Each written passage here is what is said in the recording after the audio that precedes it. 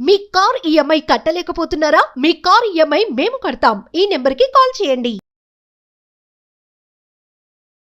నమస్తే, welcome back to Suman TV. నేను మీ సంజయ్. ఈరోజు మనతో పాటు ఉన్నారు immigration law consultant advocate Aditya Mallela గారు. సార్తో మాట్లాడి కొన్ని విషయాలు తెలుసుకుందాం. నమస్తే సార్. హలో అండి.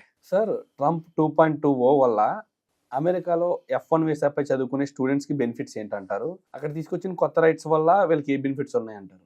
స్టూడెంట్ వీసాల మీద వెళ్ళే వాళ్ళు డెఫినెట్గా అక్కడ బాగుంటుంది. సో ఎకనామికల్గా స్టేబుల్గా సెటిల్ అవ్వచ్చు. ప్లస్ ఏంటంటే మంచి ఫ్యూచర్ ఉంటుంది. ఇమిగ్రేషన్ లాస్ కనుక వీళ్ళకి ఫేవరబుల్గా ఉంటే యుఎస్లో సెటిల్ అవుతారు కాబట్టి వాళ్ళకి రిటర్న్ ఆన్ ఇన్వెస్ట్మెంట్ అయ్యిద్ది అని చెప్పి వెళ్తాం జరుగుతుంది. ఇప్పుడు మన వాళ్ళందరూ ఎక్కువ మాస్టర్స్కి వెళ్తారు, లేకపోతే అండర్ గ్రాడ్ బ్యాచిలర్స్కి వెళ్తారు. బ్యాచిలర్స్కి అయితే ఆల్మోస్ట్ 3 to 5 crores అయ్యిందండి. సో మాస్టర్స్కి వెళ్తున్నారు అనుకోండి, అట్లీస్ట్ ఒక 50 lakhs to 1 crore మినిమం అవుతుంది. సో వెళ్ళే వాళ్ళు ఎందుకు వెళ్తున్నారు అంటే యుఎస్లో సెటిల్ అవ్వాలి అంటే ఈ స్టూడెంట్ వీసా అనేది ఒక ప్రొవిజన్. సో ప్రొవిజన్ ఏంటి అంటే ఇప్పుడు 50 lakhs లోన్ తీసుకొని వాళ్ళు వెళ్ళినా వాళ్ళ కాన్ఫిడెన్స్ ఏంటి అంటే వాళ్ళు అక్కడ ఏదో ఒక జాబ్స్ చేసి దాన్ని రిటర్న్ ఆన్ ఇన్వెస్ట్మెంట్ ద్వారా ROI అంటే ఏంటంటే ఎలాగలా తీర్చేయచ్చు, లేకపోతే కొంత పార్ట్ మీరు ఏంటంటే తీర్చేసుకొని కొంత పార్ట్ తర్వాత అయినా స్లోగా తీర్చుకోవచ్చు అని కాన్ఫిడెన్స్తో వెళ్తున్నారు.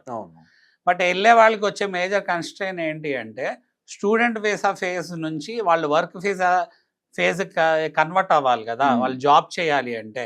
అఫ్ కోర్స్ స్టూడెంట్ వీసాలో ఉన్నప్పుడు కూడా వీళ్ళు ఏంటంటే ముందే తెలియక చాలా మంది వెళ్ళి ఇల్లీగల్ జాబ్స్ చేయటము, ఆఫ్ క్యాంపస్ జాబ్స్ చేయటం, చాలా రెస్టారెంట్స్ లో కానీ లేకపోతే ఏంటంటే హోటల్స్ లో లేకపోతే గ్యాస్ స్టేషన్స్ లో గ్రాసరీ స్టోర్స్ లో ఇల్లీగల్ గా జాబ్స్ చేస్తున్నారు. ఎందుకంటే ఆ లోన్లు తీసుకొని వెళ్తారు కదా, మరి ఆ డబ్బులు వాళ్ళు కట్టేయాలి కదా, వాళ్ళకి ఇబ్బంది ఉంటుంది, ఆ కన్స్ట్రెయిన్. అలా ఇల్లీగల్ చేస్తున్నారు. అలా కానీ చాలా మంది ఐడెంటిఫై చేశారు. ఏంటంటే యుఎస్ గవర్నమెంట్ ఐడెంటిఫై చేసి డిపోర్ట్ చేసేస్తుంది అనమాట. అలా చేయకూడదు కాబట్టి మీరు ఆన్ క్యాంపస్ చేయాలి, అది కూడా ప్రిస్క్రైబ్డ్ నెంబర్ ఆఫ్ అవర్స్ చేయాలి. ఇంతకుముందు ఏంటంటే ఫేక్ డాక్యుమెంట్స్ పెట్టి వెళ్ళారు ఒకప్పుడు యుఎస్, మరి అప్పుడు ఐడెంటిఫై చేస్తే మరి వాళ్ళకి ఏంటంటే కంప్లీట్ గా స్టాంపింగ్ చేస్తారు, ఇంకెప్పుడు వాళ్ళు యుఎస్ ఎంటర్ అవడానికి లేకుండా ఉంటుంది. సో స్టూడెంట్ వీసా మీద వెళ్ళే వాళ్ళకి కూడా ఇప్పుడు వచ్చే ఇబ్బందులు ఏంటి అంటే అక్కడ వీళ్ళు స్టూడెంట్ నుంచి వర్క్ వీసాకి కన్వర్ట్ అయ్యేటప్పుడు ఫస్ట్ స్టూడెంట్ వీసా ఒక 5 yearsకి ఇచ్చారనుకోండి, 2 years వీళ్ళ ఎడ్యుకేషన్ ఉంటుందండి, 1.5 year to 2 years మాస్టర్స్ తీసుకున్నాను. తర్వాత వాళ్ళకి ఓపీటీ ఆప్షనల్ ప్రాక్టికల్ ట్రైనింగ్ కానీ లేకపోతే సమ్మర్లో కానీ కరిక్యులర్ ప్రాక్టికల్ ట్రైనింగ్ ఉంటుంది, వర్క్ చేసుకోవచ్చు. ఆప్షనల్ ప్రాక్టికల్ ట్రైనింగ్ ఏంటి అంటే ఒక 1 year పీరియడ్ ఉందనుకోండి, స్టెమ్ ఫీల్డ్స్ అంటే సైన్స్, ఇంజనీరింగ్, మ్యాథమెటిక్స్, టెక్నాలజీ వాళ్ళకి మళ్ళీ దాన్ని ఎక్స్టెండ్ చేసుకోవచ్చు. సో ఏంటంటే ఒక 3 years 2.5 to 3 years వస్తుంది. సో ఈ టైంలో వాళ్ళు H1B వీసాలు ఫైల్ చేసుకోవాలి. సో వర్క్ వీసా అనేది ఫైల్ చేసుకోవాలి. వర్క్ వీసా ఫైల్ చేసుకోవాలంటే ఎన్ని వర్క్ వీసాలు ఉన్నాయో అంతకంటే 5 to 10 times ఎక్కువ మంది ఫైల్ చేస్తున్నారు.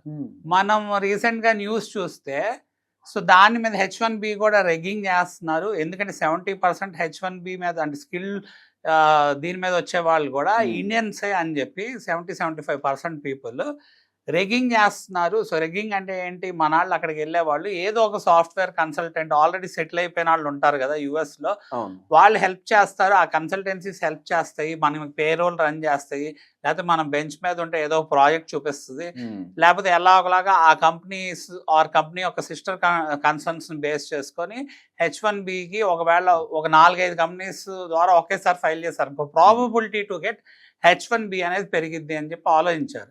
అయితే ఇప్పుడు అది కూడా దాన్ని కూడా మార్చేయటం జరిగింది. ఏంటంటే H1B ఇలా రెగ్గింగ్ చేస్తున్నారు అని చెప్పి ట్రావెల్ డాక్యుమెంట్ నెంబర్ మెన్షన్ చేస్తే అంటే పాస్పోర్ట్ నెంబర్ మెన్షన్ చేసి ఫైల్ చేయాలి. అప్పుడు ఒక అప్లికేషనే ఫైల్ చేస్తారు అన్నమాట. సో అప్పుడు దాన్ని ఏంటంటే ఫైన్ ట్యూన్ చేశారు. సో మోర్ స్ట్రిక్ట్ అయింది. సో ఇప్పుడు probability of getting H1B visa అనేది ఇంకా కన్స్ట్రెయిన్ అయింది. సో చాలా మంది ఏమవుతుంది, ఒక మాస్టర్స్ అయిపోయినా జస్ట్ యుఎస్లో ఉండటానికి మళ్ళీ సెకండ్ మాస్టర్స్ చేస్తున్నారు, లేకపోతే పెళ్లి చేసుకుంటే వేరే వాళ్ళకి కనుక కొంచెం వర్క్ వీసా ఉందనుకోండి వాళ్ళ మీద డిపెండెంట్గా వెళ్తున్నారు. ప్లస్ ఓపీటీ దగ్గర ఇప్పుడు ట్రంప్ వచ్చాక ఓపీటీ ఎక్స్టెన్షన్ ఏదైనా స్టెమ్ ఫీల్డ్స్కి క్యాన్సిల్ చేస్తాడు ఏమో అనేది అందరికీ ఉన్న డౌట్ అనమాట. మేనేజ్మెంట్ ఫీల్డ్కే ఎక్స్టెన్షన్ ఉండదు, అలానే సేమ్ ఇంజనీరింగ్ ఫీల్డ్స్కి కూడా అలా పెడితే మరి నిజంగా అసలు మన వాళ్ళు యుఎస్ వెళ్తారా అనేది, ఎందుకంటే వాళ్ళ probability of getting work visa కానీ వర్కింగ్ దేర్ కానీ తగ్గిపోద్ది కాబట్టి.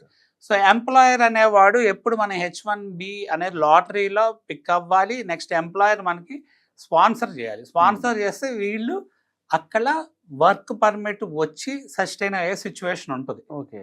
సో అంటే స్టూడెంట్ వీసా నుంచి వర్క్ వీసా కన్వర్ట్ అయ్యారు. బట్ వీళ్ళ ఫైనల్ గోల్ ఏంటి, మళ్ళీ గ్రీన్ కార్డ్ తెచ్చుకోవాలి. అవును.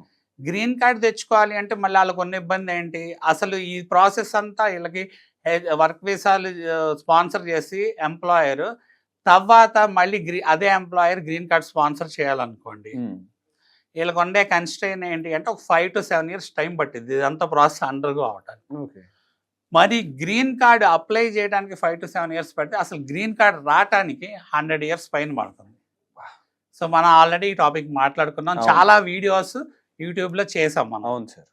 సో ఇప్పుడు వచ్చే మేజర్ అప్పుడు కన్స్ట్రెయిన్ ఏంటి, అసలు ఇంత కన్స్ట్రెయిన్ ఉంది మాకు ఇమిగ్రేషన్ లాస్ పరంగా, రూల్స్ అండ్ రెగ్యులేషన్స్ పరంగా, మేము వెళ్ళాలా వద్దా?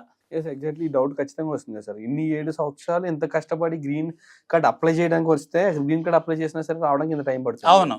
అండ్ అలాంటప్పుడు ఎంత ప్రాసెస్ అంతా వేస్ట్ అయినట్టే కదా సార్. అవును, రిటర్న్ ఆన్ ఇన్వెస్ట్మెంట్ అయ్యిద్దంటేనే వెళ్తారు ఎవరైనా, లేకపోతే ఆ బర్డెన్ అంతా వాళ్ళ పేరెంట్స్ మీద పడిపోద్ది.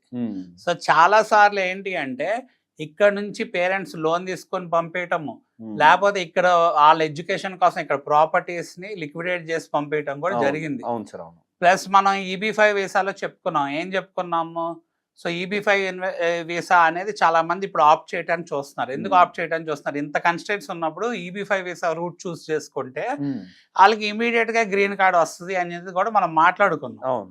సో అడ్వాంటేజ్ అయ్యిద్ది. దాంట్లో ఏంటంటే డబ్బులు మనం ఏంటంటే సోర్స్ ఆఫ్ ఫండ్స్ మనం క్వాలిఫై అవ్వాలి, ఇన్వెస్ట్ చేయాలి, ఆ డబ్బులు మళ్ళీ మనకి తిరిగి వస్తాయి. సో ఈ రూట్ గురించి కూడా చూస్తున్నారు, ఎందుకంటే ఇది EB-5 వీసాని ఎవరు అంత త్వరగా కదలపరు. బట్ ఈ స్టూడెంట్ వీసా మీద వెళ్ళే వాళ్ళకి ఉన్న మేజర్ కన్స్ట్రెయిన్ ఏంటి అంటే ఇప్పుడు మనం ఏదైతే చెప్పుకున్నామో ఆ ఫేజ్ అంతా వాళ్ళు అండర్గ్రో అవ్వాలి, ఈ ఛాలెంజెస్ అన్ని ఓవర్కమ్ అవ్వాలి.